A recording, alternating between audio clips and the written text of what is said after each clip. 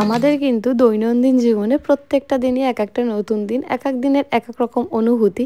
তার মধ্যে দু একদিন এমন থাকে যেদিন সকালে ওঠার পরে ঠিক মনে হয় কিছুই ভালো লাগছে না, কিছুই করতে ইচ্ছা করছে না, কিন্তু কিছু করার নেই, না করে থাকারও কোনো উপায় নেই। সুতরাং সকালবেলা উঠে ওই হেলতে দুলতে বাইরে এসে দরজা খোলা আর বাইরে একটু প্রাকৃতিক দৃশ্য দেখতে দেখতে তারপরে ভাবছি কি করব কি করব। যদিও আজকে কাজবাজের খুব বেশি তাড়া ছিল না, ছেলের তো স্কুল আপাতত বন্ধই আছে, আমারও খাতা টাতা দেখে মাধ্যমিকে শেষ হয়েছে, একটু রিল্যাক্স, তাই জন্যই মনে হয় এই আলসেমিটা বেশিই জড়িয়েছে। তো রান্নাঘরে এসে দেখলাম মা একটু সকালেই উঠেছিল, এদিকে ভাতও করে ফেলেছে আর ডালটাও বসিয়ে ফেলেছে সেদ্ধ। তো আমি ডালের মধ্যে পেঁপে দিয়ে দিয়েছিলাম আর এখন একটুখানি হলুদ দিয়ে ডালটাতে ফোড়ন দিয়ে দেবো। আর ডাল করা যেহেতু আমাদের প্রায় দিনেরই ব্যাপার, এর আর পুরো রেসিপি আর স্পেশাল কিছু দেখানোর ব্যাপার নেই, প্রত্যেক দিনই করি, যেদিন যেমন হয় সেদিন তেমন করেই করি, যেদিন যেই সবজি থাকে সেদিন সেই সবজি দিই, এইভাবে করেই এদিক ওদিক করে চলে।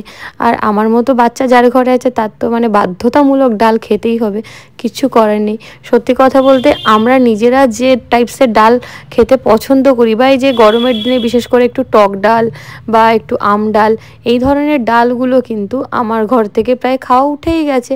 কারণ ওই যে ছেলে শুধুমাত্র এমনি ডালই পছন্দ করে, আর তাও সবজি তাকে লুকিয়ে দিয়ে দিতে হয়। আসলে বাচ্চা হয়ে যাওয়ার পরে বা মা হওয়ার পরে পরিবারের কিন্তু সবার আগে বাচ্চাটি কী খাবে সেইটাই একটু বড়োদেরকে মাথায় রাখতে হয়। আর আজকে এই যে খুব বেশি কিছু রান্না করব না, ডাল করব আর করব একটু পালং শাক। একদমই অসময়ে পালং শাক পেয়েছিলাম, তো আগে একদিন রান্না করেছিলাম আর অল্প একটু ফ্রিজে ছিল, তো সেটা থেকে মোটামুটি একটু বাদ দিয়ে পরিষ্কার করে কিছুটা পালং শাক পেয়েছি। তো সবজিটাই বেশি দিচ্ছি, তো সমস্ত সবজি দেখলে অল্প অল্প করে কেটে নিয়েছি। এবার কড়াইতে তেল দিয়ে একটুখানি বড়ি ভেজে, আর এইগুলো কিন্তু কেনা বড়ি, বেশ বড় বড় আর ভারী ভারী ছিল।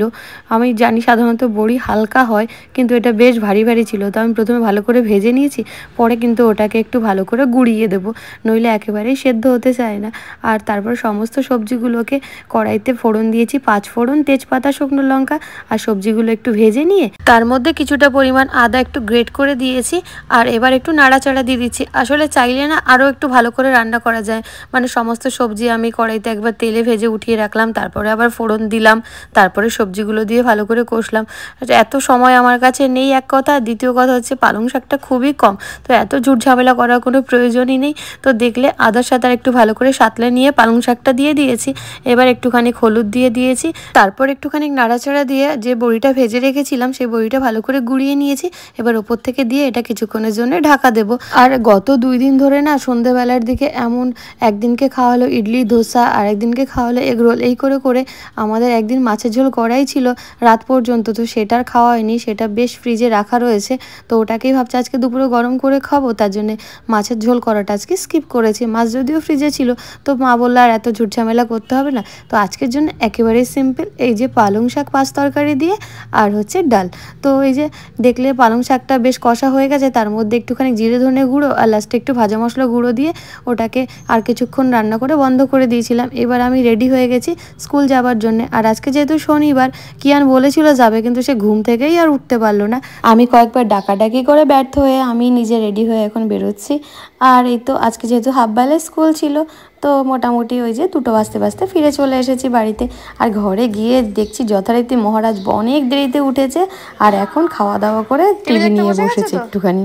তো তারপরে বললাম যে বন্ধ করো, তো ওর একটা শর্ত, মা ঠিক আছে তাহলে আমি একটু সাইকেল চালাবো, তুমি বাইরে এসে দাঁড়াবে। তো আমি যা হোক বাইরেই দাঁড়িয়ে আছি আর ও সাইকেল চালাচ্ছে। আর তোমাদেরকে একটা জিনিস দেখাই, কয়েকদিন আগে কিয়ানের সাইকেলে আমার স্কুটিতে এরকম স্ক্র্যাচ হয়ে গেছিলো, তো ওই স্টিকারগুলো এখানে লাগিয়ে দিয়েছিল যে মা আমি তো তোমার গাড়িতে স্ক্র্যাচ করে দিয়েছি, এখন স্টিকারগুলো লাগিয়ে দিই। আর আমার স্কুলের দুষ্টু বাচ্চাগুলো আবার কি করেছে, গাড়ির ওই স্টিকারগুলো ওইখান থেকে সরিয়ে সমস্তটা সিটে লাগিয়েছে। আর প্রায় সময় আসলে কি হয়, যখন আমি স্কুল থেকে বেরোই তখন দেখি স্কুটির লুকিং গ্লাসটা ঘুরে অন্যদিকে হয়ে আছে, মানে যখনই আমি স্কুটি রাখি বা অন্য ম্যাডামরা রাখে, ওরা কি করে লুকিং গ্লাসটা পুরোপুরি ঘুরিয়ে নিজেদের মতো করে দেখে, মুখ দেখে, কী যে করে। তো 2-1 সময় নিজের চোখেও পড়ে যায়, তো বকা দিয়ে আবার মনে মনে ভাবি এটাই ছোটোবেলা, আস্তে আস্তে বড় হবে এই সমস্ত আর কখনোই করবে না। যাই হোক, কিয়ানের হয়ে গেছিলো সাইকেল চালানো, তারপরে ঘরে এসে স্নান করে নিয়েছে।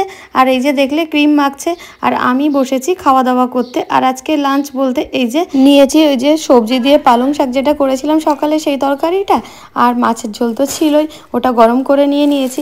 আর বিকেলবেলা গেছিলাম একটুখানি মনমোহিনীতে কিয়ানের স্কুল ড্রেস আনতে। কিয়ানের এবার অন হওয়াতে সমস্ত কিছু কিন্তু চেঞ্জ হয়েছে, তো স্কুল ড্রেসও চেঞ্জ হয়েছে। তো বিকেলবেলা ভাবছি কী খাবো, রাস্তায় এত ভিড় ছিল, তো যার জন্য দাঁড়িয়ে তেমন কিছু কেনাও হয়নি। ওর থেকে ভাবলাম বাড়িতে এসে, আজকে বৃষ্টি বৃষ্টি ওয়েদার ছিল, ঠান্ডা ঠান্ডাতে একটুখানি মুড়ি মাখাই খাওয়া যাক। অনেক দিন হয়ে গেল সাধারণত মুড়ি মেখে খাওয়া হয় না। তো বাড়িতে আস্তে আস্তেই দেখছি যে কিয়ান আর ওর দিদা কিন্তু মুড়ি মেখে অলরেডি তারা খাচ্ছে। তো আমি বললাম মা আজকে আমিও মুড়ি মাখা খাবো, সাধারণত খুব একটা খাই না, তো আজকের জন্য একটু ভালোই লাগছিল। আর বিশেষ করে আমার কাছে একটা স্পেশাল আচার আছে, ওই আচারটা দিতে মুড়ি মাখা অসাধারণ লাগে, সেই লোভেই খাচ্ছি। তো মুড়ি মাখবো যখন খুব ভালো করেই মাখবো, পেঁয়াজ টমেটো তার সাথে আদা ধনেপাতা সমস্ত কিছু নিয়েছি। আর নিয়েছি একটুখানি কিশমিশ আর বাদাম ফ্রাই করে, আর এই যে স্পেশাল মশলাটা, ব্যাস সমস্ত কিছু দিয়ে এবার ভালো করে মশলাটা দিয়ে মুড়িটা মেখে নেবো। সাথে একটু লেবুও দিয়েছি যাতে একটু টকটক ভাব লাগে। মানে আমি 6 মাসে একদিন খাবো, কিন্তু সেটা খুব ভালো করে হতে হবে। আর অবশ্যই তোমরা কমেন্টে জানিও তোমরা কারা কারা কেমনভাবে মুড়ি খেতে ভালোবাসো মেখে। আমার তো এইভাবে দারুণ লাগে। একটু শশা হলেও ভালো হতো, কিন্তু শশাটা আমার কাছে নেহাত ছিল না, তাই ওটা আর দেওয়া হয়নি। চলো, আমার মুড়ি মাখা তো রেডি হয়ে গেছে, এবার বসে খাওয়া যাক। খেতে খেতে তোমাদেরকে বলি ঠিক কেমন হয়েছে। সত্যি কথা বলতে কি দারুণ হয়েছিল, আর এই মশলাটা দেওয়ার জন্য সত্যি মানে অসাধারণ নেক্সট লেভেলের হয়েছিল, সেটা না খেলে ঠিক বোঝানো যাবে না। তো আজকের ব্লগটা এই পর্যন্তই।